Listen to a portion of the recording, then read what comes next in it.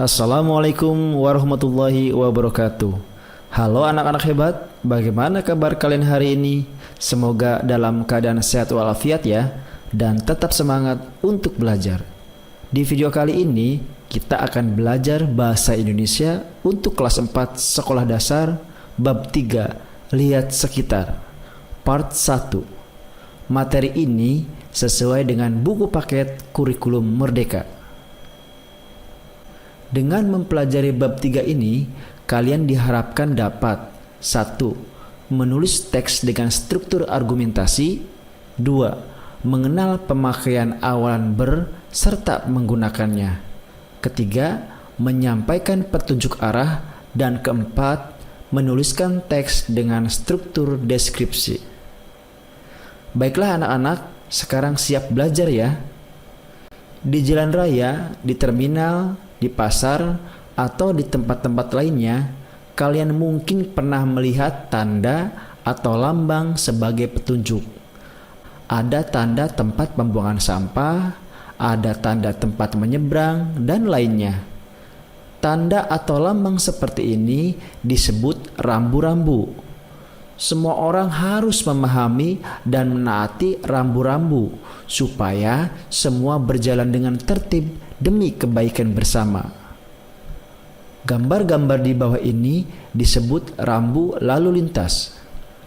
Rambu lalu lintas bisa berupa lambang, huruf, angka, atau kalimat. Gunanya untuk memberikan peringatan, larangan, perintah, dan petunjuk bagi pemakai jalan. Pernahkah kalian melihatnya? Perhatikan rambu-rambu yang ditunjuk guru. Perhatikan warna dan bentuknya. Apa yang sama?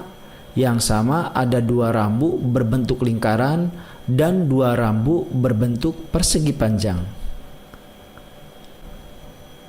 Apa yang berbeda? Pada rambu-rambu tersebut ada yang berbeda bentuk dan warnanya. Ada yang berbentuk belah ketupat, persegi panjang, dan lingkaran. Untuk warnanya, ada yang berwarna dasar kuning, putih, biru, dan hijau. Dapatkah kalian menduga artinya? Untuk rambu yang pertama ini adalah persimpangan ganda, kanan dan kiri.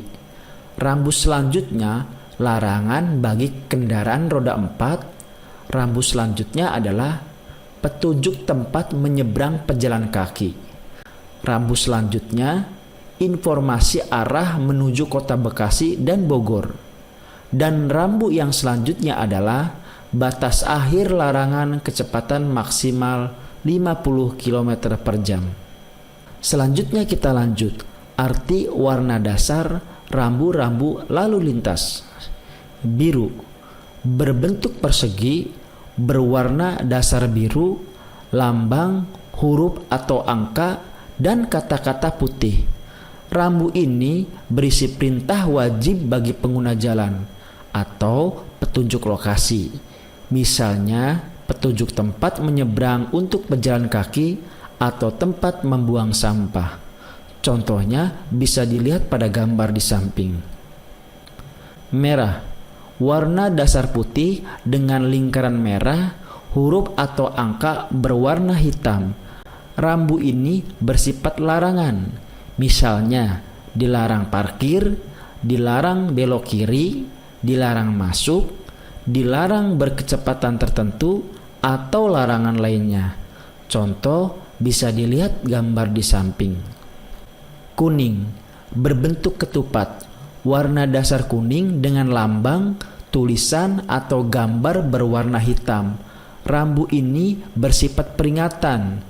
Misalnya, peringatan akan jalan yang licin, adanya tanjakan yang terjal, banyak anak-anak menyeberang, atau peringatan lainnya. Contoh bisa dilihat gambar di samping. Hijau, berbentuk persegi panjang, berwarna dasar hijau, garis tepi putih, lambang putih, huruf atau angka putih.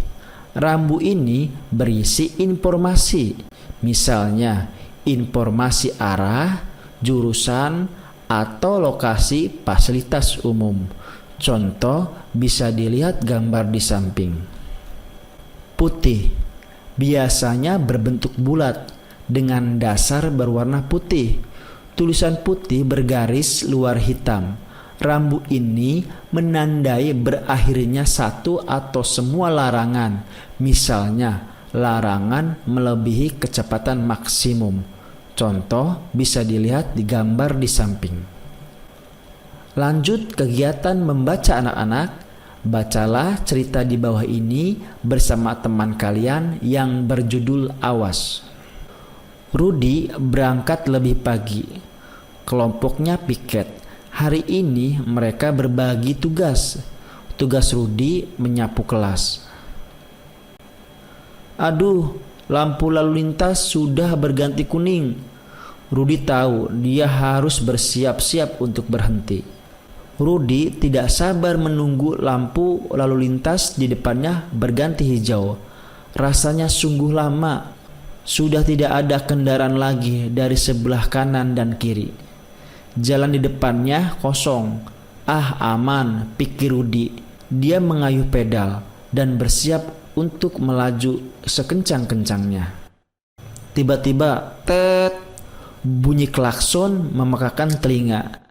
Sebuah sepeda motor tiba-tiba melaju mendekatinya. Rudi sangat terkejut, tetapi dia sigap mengerem. Pengendara sepeda motor juga mengerem, tetapi dia terjatuh. Untunglah pengendara sepeda motor itu tidak terluka. Sepeda motornya juga tidak rusak. Kamu tidak apa-apa? Seorang ibu bertanya kepada Rudi. Kenapa kamu sudah maju? Di sebelah sana lampu lalu lintas masih hijau. Berarti di sini masih merah, kata pengendara sepeda motor dengan kesal. Itu berbahaya. Rudi hanya bisa berkata, maaf bang. Dia masih terkejut dan sekarang mulai terasa takut. Sudah sabar, yang penting tidak ada yang terluka, kata ibu itu menengah.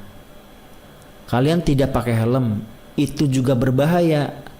Hati-hati ya nak, pesan ibu itu. Lanjut jelajah kata. Perhatikan kata-kata yang disorot kuning pada cerita Awas di atas. Tahukah kalian artinya? Agar kalian lebih paham, lengkapilah kalimat di bawah ini dengan kata-kata yang sesuai. Kata-kata yang disorot kuning antara lain sigap, helm, mengayuh, klakson, lampu lalu lintas, dan mengerem. Soal nomor 1. Rudi membunyikan bel sepedanya. Bang Tanto membunyikan klakson sepeda motornya. 2. Nelayan mendayung sampan. Rudi mengayuh sepeda. Nomor 3. Ayo bergeraklah dengan sigap. Jangan bermalas-malasan. 4. Rudi mengerem sepedanya supaya berhenti. Nomor 5. Helm dipakai untuk melindungi kepala. Dan soal nomor 6. Jika lampu lalu lintas menyala merah, berarti kendaraan harus berhenti. Kegiatan berdiskusi. Diskusikanlah kembali cerita Awas bersama teman dan guru. Kalian dapat menjawab pertanyaan-pertanyaan di bawah ini sebagai bahan diskusi. Sampaikan jawaban kalian setelah dipersilakan guru. Soal nomor 1. Di mana Rudi berada? Rudi sedang berada di jalan raya hendak menuju ke sekolah. Nomor 2. Mengapa pengendara sepeda motor itu marah kepada Rudi? Karena Rudi mencoba menerobos lampu lalu lintas, padahal lampu lalu lintas tersebut masih berwarna merah. Soal nomor 3. Mengapa Rudi memutuskan maju saat lampu lalu lintas belum berwarna hijau? Karena Rudi tidak sabar menunggu lampu lalu lintas berwarna hijau, kemudian jalan di depannya terlihat kosong. Karena Rudi tidak sabar menunggu lampu lalu lintas berubah menjadi warna hijau, kemudian jalan di depannya terlihat kosong, sehingga dia memutuskan maju saat lampu lalu lintas belum berwarna hijau. Menurut kalian, bagaimana perasaan Rudi? Rudi merasa terkejut dan takut. Sebab akibat ulah dirinya, Rudi hampir menyelakakan diri sendiri dan orang lain. 5. Jika kalian menjadi Rudi, apa yang kalian lakukan? Tidak akan menerobos lampu lalu lintas dan akan mematuhi peraturan lalu lintas. Nomor 6. Pernahkah kalian mengalami kejadian seperti itu? Ceritakanlah. Jawabannya dikondisikan dengan masing-masing siswa ya. Oke, sampai sini dulu ya anak-anak. Nanti kita lanjut part 2.